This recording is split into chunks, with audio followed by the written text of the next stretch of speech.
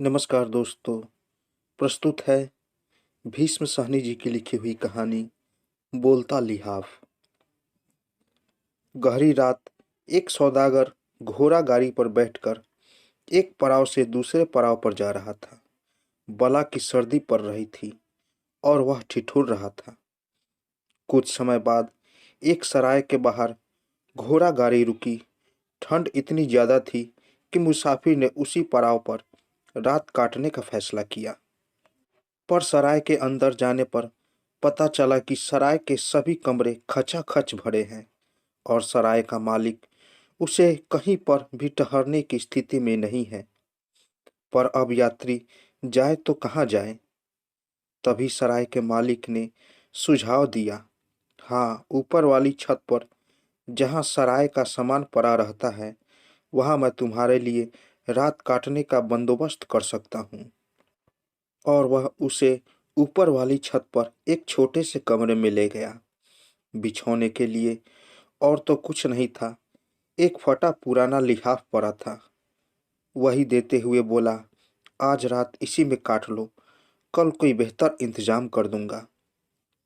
थका मांदा सौदागर वहीं पसड़ गया। वह कुछ ही देर तक सो पाया होगा कि उसकी नींद टूट गई और उसे लगा जैसे कमरे में कोई बातें कर रहा है। आवाजें बच्चों की थी। एक बच्चा दूसरे से कह रहा था, भैया, क्या आपको बहुत ठंड लग रही है? कुछ देर बाद उसके उत्तर में दूसरा बच्चा कहता है, क्या तुम्हें भी ठंड लग रही है? अजीब चौंकाने वाला अनुभव था। पहले तो सौदागर ने सोचा बाहर कहीं से आवाजें आई होगी और फिर से अपने को ढककर सोने की चेष्टा करने लगा। पर कुछ ही देर बाद फिर से वही दो बच्चों की आवाजें सुनाई पड़ने लगी। भैया, क्या आपको बहुत ठंड लग रही है? और तुम्हें भी बहुत ठंड लग रही है? दो तीन बार जब ऐसा अनुभव हुआ तो सौदागर उठ बैठा और ध्यान से सुनने की कोशिश करने लगा। आवाजें उसी लिहाफ में से आ रही थी जो वह ओढ़े हुए था।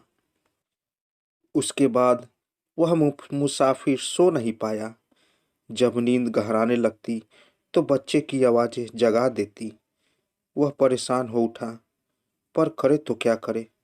सौदागर को इस बात का भी डर लगने लगा था कि सराय के मालिक ने कोई जादुई ओढ़नी उसे जानबूझकर दे दी हो।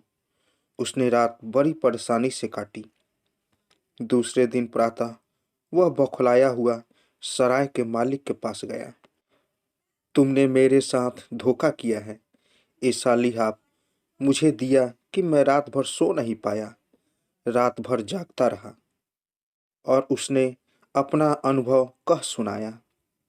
उसकी कैफियत सुनकर खुद सराय का मालिक हैरान रह गया। उसे भी मालूम नहीं था कि लिहाफ में से आवाजें आती है। उसे वह लिहाफ एक कबाड़ी की दुकान पर से खरीद कर यहाँ पटक दिया था। उस रोज बहुत बोलने झगड़ने के बाद सौदागर ने तो अपनी राह ली और अगले पड़ाव की ओर निकल गया। पर सराय के मालिक ने यह जानने के लिए कि बोलता लिहाफ उसके पास कैसे पहुंच गया, वह उसी दोपहर लिहाफ उठाए उस कबाड़ी की दुकान पर जा पहुंचा। यह कैसा लिहाफ तुमने मेरे मत्थे मढ़ दिया? इसे ओढ़कर तो कोई सो ही नहीं सकता, इसमें से आवाजें आती हैं। कबाड़ी लिहाफ का भेद जानता था। हाँ, मैं जानता हूँ, आवाजें आती थी, पर मैंने सोचा तुम अपनी सराय में ले जाओगे तो आवाजें बंद हो जाएगी। फिर कबाड़ी बोला, यह लिहाफ दो छोटे छोटे बच्चों का था। इनमें वे सिकुड़े एक दूसरे से चिपटे पड़े रहते थे। दोनों एक टूटी फूटी कोठरी में रहते थे। उनके माँ बाप उन्हें छोड़कर कहीं चले गए थे, फिर लौटकर नहीं आए। दोनों बच्चे जैसे तैसे अपने दिन बिता रहे थे कि एक दिन कोठरी का मालिक पहुंच गया।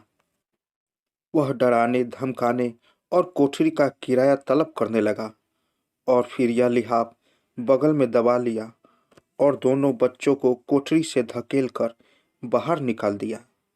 बच्चे से उसका एकमात्र सहारा लिहाफ तो छिन गया, पर उनकी आवाज़ें लिहाफ छोड़कर नहीं जा पाई। तो दोस्तों, कैसी लगी आपकी कहानी? तो दोस्तों, अगर आपको कहानी अच्छी लगी हो तो मेरे चैनल को ज़रूर सब्सक्राइब करें और साथ साथ बेल आइकन को भी ज़रूर दबाएं, ताकि मेरी कहानी सबसे पहले आप तक पहुंचे। तो दोस्तों, मिलते हैं एक नई कहानी के साथ एक नए वीडियो में। तब तक के लिए नमस्कार।